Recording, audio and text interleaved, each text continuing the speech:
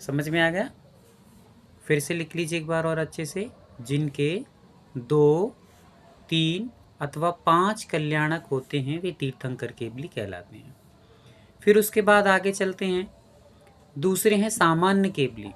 जिनके कोई भी कल्याणक नहीं होते हैं वे कहलाते हैं सामान्य केवली। फिर उसके बाद आए उपसर्ग केवली।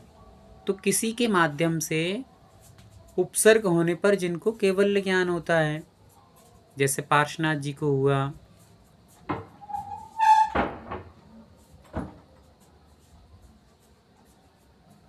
है ना, देशभूषण कुलभूषण महाराज को हुआ था, ऐसे करके ये कहलाते हैं उपसर्ग केवली। चौथे नंबर पे है मूख केवली। मूक केवली के बारे में समझेंगे। जो केवल्य ज्ञान होने के बाद भी मौन ही रहते हैं, जिनकी दिव्य ध्वनि नहीं खिरती।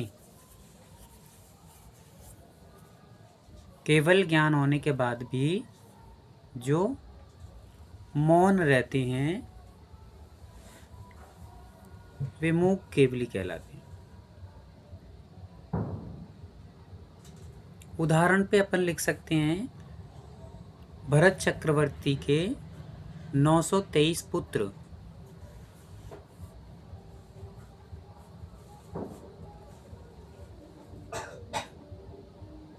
900 भैया 923 923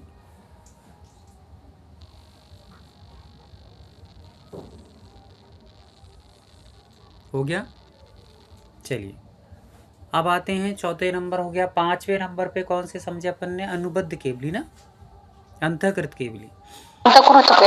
अंतःकृत केवली अर्थात जिनको अंतर्मुहूर्त में केवल्य ज्ञान की प्राप्ति हो जाती है। जिनको अंतर्मुहूर्त में केवल्य ज्ञान की प्राप्ति हो जाती है।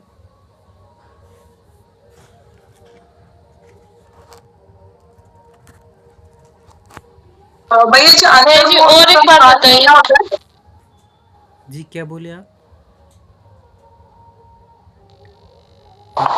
अस्मिता दीदी क्या बोले आप?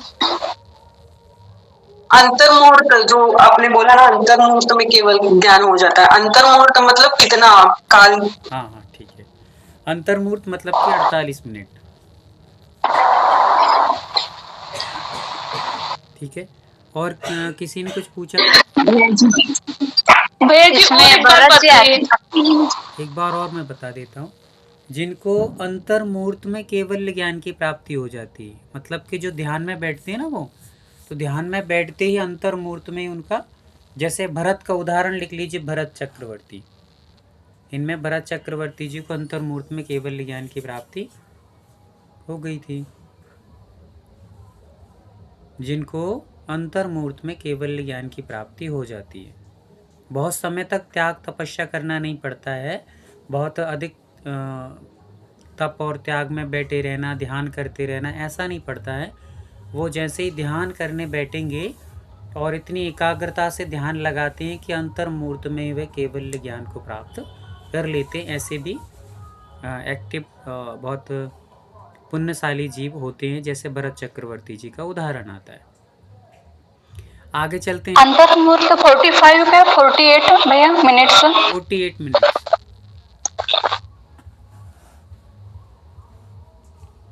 चलिए अब आते हैं अपने अनुबद्ध केवली। अनुबद्ध केवली का अर्थ होता है अनुबद्ध, मतलब जो क्रम से एक को केवल, जैसे मान लीजिए, पहले समझ लीजिए, लिखने से पहले आप समझ लेंगे तो जल्दी अच्छे से आएगा। और आप लिखने के चक्कर में यदि समझ नहीं पाएंगे ना तो लिखा रह जाएगा, पर आपके दिमाग में फिर चढ़ेगा नहीं कि ये क्या लिखा है। तो समझ लीजिए पहले। जैसे मान लीजिए भगवान महावीर स्वामी जी थे। महावीर स्वामी जी को सुबह के समय क्या हुआ? मोक्ष हो गया। और जस्ट उसी दिन शाम को किसको केवल ज्ञान हुआ? गौतम गणधर स्वामी जी को। और फिर जैसे ही गौतम गणधर जी को जिस दिन मोक्ष हुआ, उसी दिन शाम को श्रीधर केवली जी को केवल ज्ञान की प्राप्ति हुई। जम्बू स्वामी जी को कहते हैं, तो उनको केवल ज्ञान की प्राप्ति हुई। और जिस दिन उनको मोक्ष हुआ तो उसी के जस्ट शाम को श्रीधर केवली जी को केवल ज्ञान हो गया। तो ऐसे करके अनुबद्ध मतलब कि क्रम क्रम से एक केवल ज्ञानी का अभाव नहीं होता है। एक को मोक्ष होगा तो दूसरे जस्ट केवल ज्ञानी कोई ना कोई हो जाता है। तो जहाँ पर केवल ज्ञानी का अभाव नहीं होता है, क्रम क्रम से जिनको केवल ज्ञान होता चला जाता है, वो कह लेते हैं अनुबद्ध केवली, जिनको क्रम क्रम से केवल ज्ञान प्राप्त होता चला जाता है, वे कहलाते हैं अनुबद्ध केवली।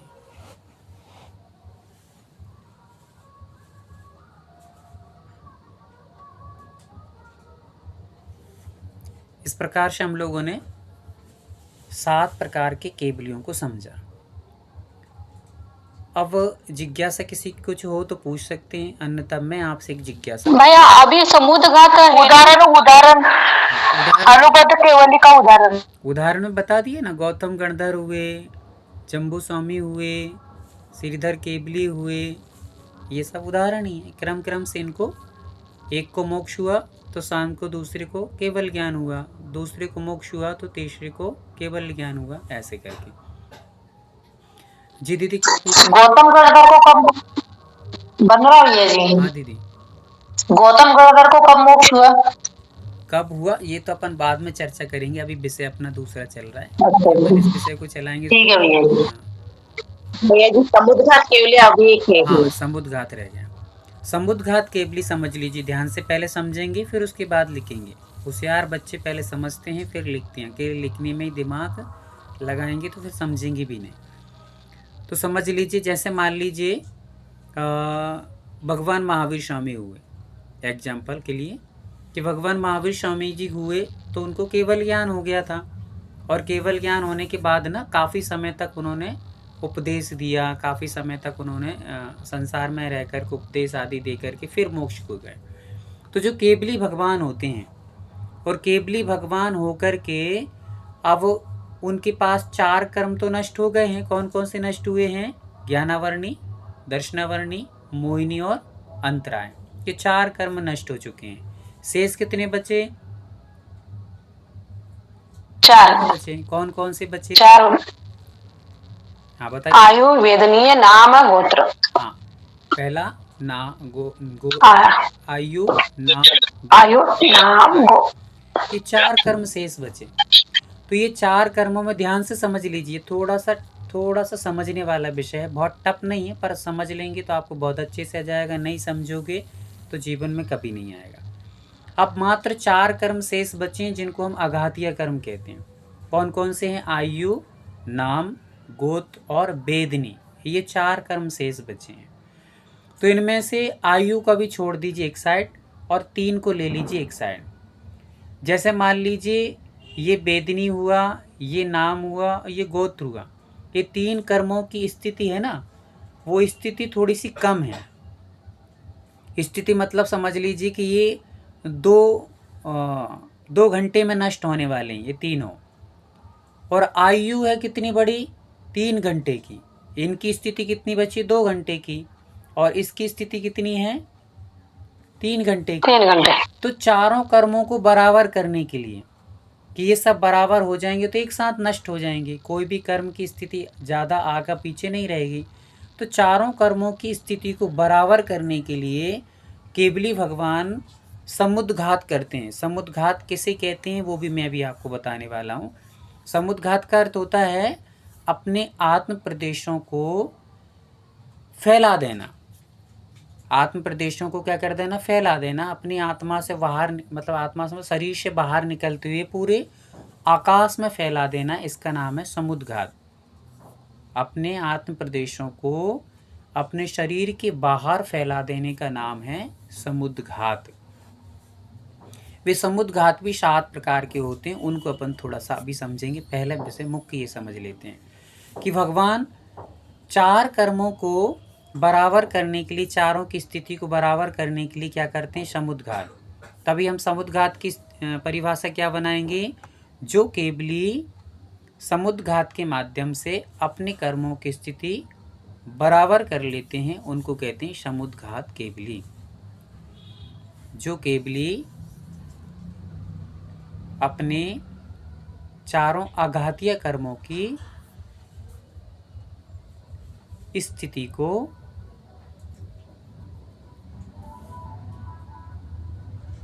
बराबर करने के लिए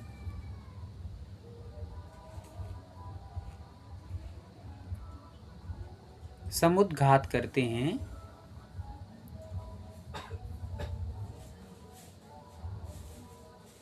उन्हें कहते हैं समुद्घात केवली। आ गया? फिर से बताया भैया जी। हाँ, फिर से समझ लीजिए। जो केवली अपने आघातीय कर्मों की स्थिति को बराबर करने के लिए समुद्घात करते हैं, उन्हें समुद्घात केवली कहते हैं। आ गया? जिनको आ गया है, जिन्होंने लिख लिया है, हैंड रेस कर देंगे एक बार। कोई प्रॉब्लम हो तो आप अनम्यूट करके पूछ सकते हैं। चलिए, बहुत सुंदर। आगे थोड़ा सा समझते हैं। ये समुद्घात भी समझना बहुत आवश्यक है। आज अपन लोग थोड़ा सा 10 मिनट में थोड़े से समुद्घातों को समझेंगे। फिर उसके बाद आज अपना बता दूं मैं आपको कि अपने संघ में, आचार्य संघ में एक महाराज जी हैं जिनका नाम है चंद्र प्रभु सागर जी। सबने शायद नाम सुना होगा। आचार्य समय सागर जी के साथ में हैं, पहले आचार्य विद्यासागर जी के साथ में थे। तो चंद्र प्रभु सागर जी जो कि बहुत तपस्वी हैं, एक आहार एक उपवास आदि करते हैं और काफ़ी अच्छे तपस्वी साधु कहलाते हैं। उन महाराज जी को हर्पिस हो गया है और हर्पिस के कारण से उनको बहुत ज़्यादा प्रॉब्लम हो रही है। काफ़ी दर्द है, पीड़ा है, वेदना है, जिसके कारण महाराज जी काफ़ी दिनों से सो भी नहीं पा रहे हैं, उठ भी नहीं पा रहे, बैठने में भी दिक्कत, सारे शरीर में एकदम कंपन और बहुत वेदना है। तो उसके लिए अपन लोगों ने आज भक्तांबर जी का अनुष्ठान रखा है। सभी लोगों से निवेदन है कि उस भक्तांबर जी के अनुष्ठान में सभी लोग जुड़ें। अपन लोग जो रीति मंत्रों वाला भक्तांबर जी होता है उसको अपन लोग सब मिल करके करेंगे। उसकी लिंक आपको जो कल ध्यान की लिंक दी गई थी उसी लिंक पे आपको जुड़ना है। उसमें बहुत सारे लोग और भी जुड़े। भैया जी महाराज जी किधर है? महाराज जी अभी समय सागर जी के पास हैं, साथ में ही हैं, हाँ, खजुराहो में। वंदना। चलिए, वंदना। और भी आप लोग उनके लिए जाप आदि करें ताकि उनका स्वास्थ्य जल्दी से ठीक हो जाए, है ना। चलिए आगे बढ़ते हैं, समुद्घातों को थोड़ा सा समझते हैं। समुद्घात को अपन ने पहले परिभाषा को समझ लिया है। समुद्घात किसे कहते हैं? अपने आत्मा को शरीर से बाहर फैला देने का नाम है समुद्घात। बाहर क्यों फैलाते हैं, इसका क्या रीजन है, समझेंगे, ध्यान से समझ लें। जिस प्रकार से अपन लोग कपड़े धुलते हैं और कपड़े धुलते हैं तो आपने जैसे कपड़ों को धुल लिया और धुल करके जब उसमें पानी रह जाता शेष, तो पानी को कम करने के लिए, अपने कपड़ों को और ड्राई करने के लिए क्या करते हैं अपन लोग, कपड़ों को थोड़ा सा निचोड़ देते हैं।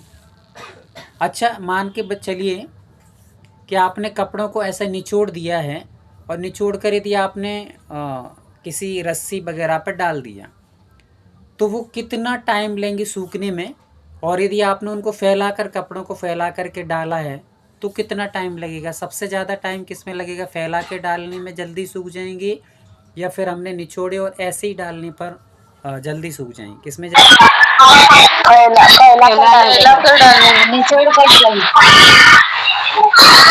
वैसे ही हमारे भगवान ने अपने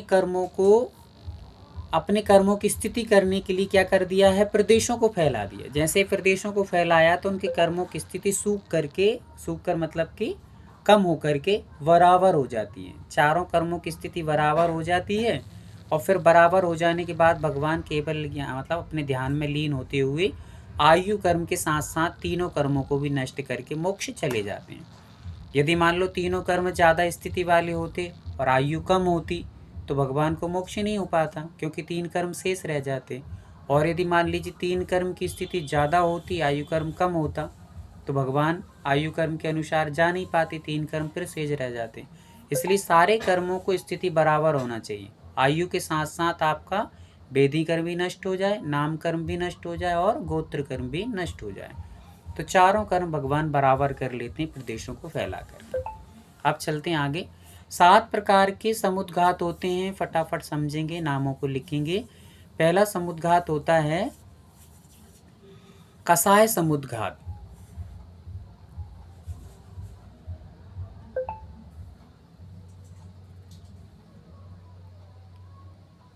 दूसरा समुद्घात का नाम है वेदना समुद्घात।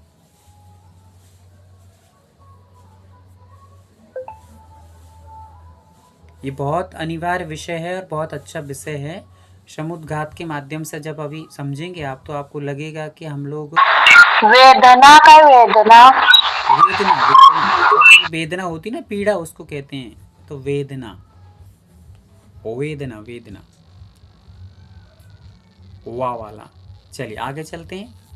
पहला हो गया अपना कसाय समुद्घात, दूसरा वेदना समुद्घात, तीसरा होता है आहारक समुद्घात।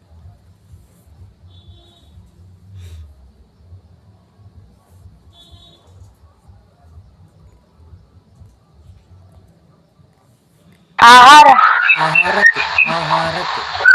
आहारक। चलिए कितने हो गए? 3। चौथा होता है मारणांतिक समुद्घात। मारणांतिक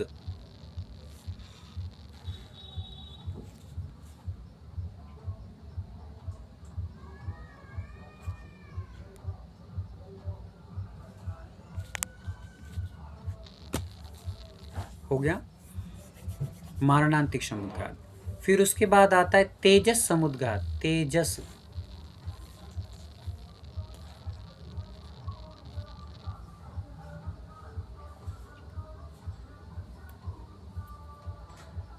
तेजस हो गया।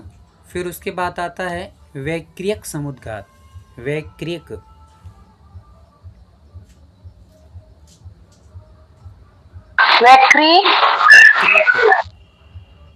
वैक्रियक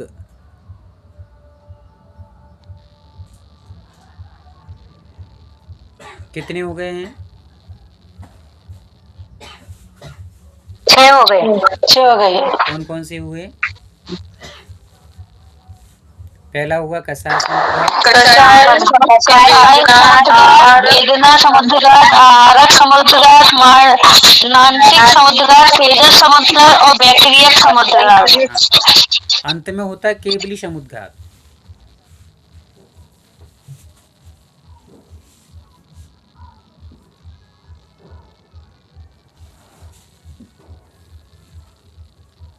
चलिए अब अपन समझते हैं, थोड़ा सा समझेंगे। पहला है कसाय समुद्घात, पहले समझ लीजिए, फिर उसके बाद अपन लोग लिखेंगे बाद में। पहला समुद्घात है कसाय। इधर देखेंगे, सभी लोग ध्यान देंगे, यहाँ पर लिखना, थोड़ा सा विराम देंगे लिखने को, फिर समझ करके आप लिखने का प्रयास करना। पहला है कसाय समुद्घात। कसाय, मान लीजिए आपको कोई आपका शत्रु बैठा है बहुत दूरी पर, आपसे 100 किलोमीटर दूर, 50 किलोमीटर दूर, 1000 किलोमीटर दूर, कहीं भी कोई शत्रु बैठा है, उसके प्रति आपको मान लीजिए एकाएक बहुत तेज़ी से क्रोध उत्पन्न हो गया, या आपने किसी के फ़ोन से सुना कि आपके बारे में वो ऐसा ऐसा बोल रहा था, अपशब्द बोल रहा था, या आपके बारे में कोई गंदे शब्द बोल रहा था, या आपके अपकीर्ति उड़ा रहा था, या आपकी अप्रभावना कर रहा था, कोई भी गलत शब्द आपके बारे में बोल रहा था, आपने सुना यहाँ पर, और आपको उसके प्रति बहुत तेज गुस्सा आ गया, बहुत तेज क्रोध आया, आपकी आंखें लाल हो गई हैं और बहुत तमतमाता हुआ चेहरा, बहुत तेजी से गुस्सा आ रहा है। तो उस गुस्से से हमारी कषाय जो उत्पन्न हो रही, क्रोध कषाय, हमारा पूरे शरीर से आत्मा के प्रदेश बाहर निकलेंगे। शरीर में तो रहेंगे, टच रहेंगे एक दूसरे से, आत्मा पूरी निकल के बाहर नहीं जाएगी, आत्मा के प्रदेश पहल करके बाहर जाएंगे। और जहाँ पर भी वो शत्रु बैठा है, लोक में कहीं भी शत्रु बैठा हो, उस शत्रु के पास जाकर के वो आत्म प्रदेश छुएंगे उसको, और कुछ ना कुछ उसको ऐसा एहसास होगा, मतलब एक दर्द होगा, पीड़ा होगी, या उसको मतलब कहना चाहिए कि शत्रुता जैसी महसूस कराएंगे वो प्रदेश, और फिर वो रिटर्न लौट करके प्रदेश अंतर्मुहूर्त में वापस आ जाएंगे। ये जाने और आने की प्रतिक्रिया में टाइम कितना लगेगा? अंतर्मुहूर्त। है ना। आप ये समय भी नोट करके रखेंगे, जितने भी समुद्घात होते हैं उनमें सभी में अंतर मुहूर्त लगता है, एकमात्र केवली समुद्घात छोड़ करके। पेपर में यदि पूछ लिया जाए कि बताइए समुद्घातों में कितना टाइम लगता है, तो आपको बताना है अंतर मुहूर्त। और मात्र केवली समुद्घात में 4-8 समय लगते हैं। केवली समुद्घात में कितने समय लगते हैं? 8 समय लगते हैं। और बाकी सभी समुद्घातों में अंतर मुहूर्त लगता है। तो चलिए ध्यान दीजिए यहाँ पर कि कितना एक अद्भुत विषय है कि हम अपनी कसाय के माध्यम से शत्रु को पीड़ा कहीं भी पहुंचा सकते हैं। किसी भी स्थान पर हम अपने परिणामों के माध्यम से, अपने कसाय के माध्यम से अपनी कसाय को शांत करने के लिए, सामने वाले शत्रु को पीड़ा पहुंचाने के लिए अपने आत्मा के प्रदेश बाहर निकल जाते हैं और वो सामने शत्रु को टच करके उसको वेदना उत्पन्न कराकर, उसको पीड़ा उत्पन्न करा करके वापस रिटर्न लौट आते हैं। अब वो कितने एहसास करेगा वो अलग विषय है, पर हमारे प्रदेश उसको पीड़ा पहुंचाने के लिए वहाँ तक जाते हैं। तो ये कहलाती कसाय समुद्घात। समझ में आ गया? हमारे आत्म प्रदेश निकल कर बाहर शत्रु के पास जाकर के उसका स्पर्श करके लौट कर जो आते हैं उसको कहते हैं कसाय समुद्घात। इसको अपन लोग लिखेंगे कल। आज तो बस थोड़ा समझ लीजिए, कल आपको और विशेष रूप से अच्छे से, क्योंकि कल अपने पास टाइम ज़्यादा रहेगा, आज अपने पास टाइम कम है। 8:45 बजे से अपन भक्तामृत जी का अनुष्ठान प्रारंभ करेंगे। अभी अपने पास 10 मिनट शेष हैं, तो अपन लोग 5 मिनट और चलाएंगे। उसके बाद फिर 5 मिनट में आपको ज्वाइन करने में टाइम लगेगा। जिनके पास कल वाली लिंक ना पहुंची हो वो मैसेज कर देंगे तो हम आपको लिंक सेंड कर देंगे, जिस पर अपन लोग भक्तामृत अनुष्ठान करेंगे। पहला हो गया समुद्घात, कसाय समुद्घात। दूसरा समुद्घात आप ये समझिए वेदना समुद्घात। वेदना अर्थात जब हमें बहुत तेजी से वेदना उत्पन्न होती है शरीर में, किसी भी चीज़ की पीड़ा बहुत ज़्यादा हुई, बहुत अति वेदना होती है, तो उस अति वेदना से हमारे आत्मा के प्रदेश बाहर निकलते हैं और जाकर के जहाँ कहीं भी औषधि है, औषधि का अर्थ ये नहीं कि किसी मेडिकल पे जाएंगे या किसी डॉक्टर के पास चेकअप कराने जाएंगे, नहीं, जहाँ कहीं भी औषधि मतलब पेड़ों से संबंधित कोई औषधि लगी है तो उस औषधि की स्पर्श करके आएंगे और अपने आप में कुछ शांति का महसूस करेंगे, उस वेदना में कुछ थोड़ी सी रिलीफ, रिलैक्स महसूस करेंगे और फिर बाद में वो रिटर्न अपने अंतर्मुहूर्त में वापस आ जाते हैं। ये कहलाती वेदना समुद्घात। किसी भी चीज़ की वेदना हो, इतना बस ध्यान रखना है हमें कि सामान्य वेदना में समुद्घात। मनीषा जी आप लिखने में लगी हैं, शायद आप मत लिखिए अभी, क्योंकि परिभाषा अपन लोग कल और अच्छे से समझ लेंगे। अभी आप थोड़ा सा अपन विशेष रूप से समझने का प्रयास कर रहे हैं, टाइम अपने पास कम है। तो मैं क्या बता रहा था आपको, वेदना। इतना ध्यान रखना है समुद्घात में कि जिस प्रकार से आपने गैस हुआ और गैस पर एक तपेली रखी, तपेली पे आपने दूध डाल दिया, तो दूध डालने के बाद यदि सामान्य से गैस जल रहा है तो दूध अपना गर्म होता रहता है, उससे कभी दूध बाहर नहीं आता। पर यदि तेजी से अग्नि जल रही है तो दूध उफन के बाहर आने लगता है। तो जैसे अग्नि तेज बढ़ने से, अग्नि तेज लगने से दूध उफन कर बाहर आता है, वैसे वेदना बहुत ज़्यादा होने पर आत्मा के प्रदेश निकलेंगे, वैसे ही कसाय बहुत तेज होने पर कसाय समुद्घात में प्रदेश निकलेंगे। अभी तेजस समुद्घात, आहारक समुद्घात और वैक्रिक समुद्घात को भी अपन समझेंगे। सभी समुद्घातों में जो भी प्रतिक्रिया होती है वो बहुत तेजी से प्रेशर में होती है, तब जाकर हमारे प्रदेश निकलते हैं। सामान्य वेदना में नहीं निकलते कि अपने सिर दर्द हो रहा है तो अपने प्रदेश निकल जाएंगे, नहीं। जब बहुत अति वेदना होगी पूरे शरीर में और वेदना असहनीय हो जाएगी, तब वो प्रदेश निकलते हैं और कहीं ना कहीं औषधि का स्पर्श करके आते हैं, तो उससे हमारी वेदना में कुछ आराम महसूस होता है। इसे कहते हैं वेदना समुद्घात। अब आपको 2 से 3 मिनट का टाइम है, किसी को कुछ पूछना हो तो पूछ सकते हैं, अन्यथा अपन लिंक कल किस किस को लिंक मिल गई थी ध्यान की, एक बार थोड़ा सा मुझे आप हैंड रश करके बताएंगे। हाँ, बहुत सारे लोगों को मिल गई थी। बहुत अच्छा, मतलब सभी के पास वो लिंक है अभी कल वाली, उसी पे आपको जुड़ना है आज भी। जिनको नहीं मिली हो वो अपना नंबर मुझे दे देंगे तो आपको तुरंत जोड़ लिया जाएगा।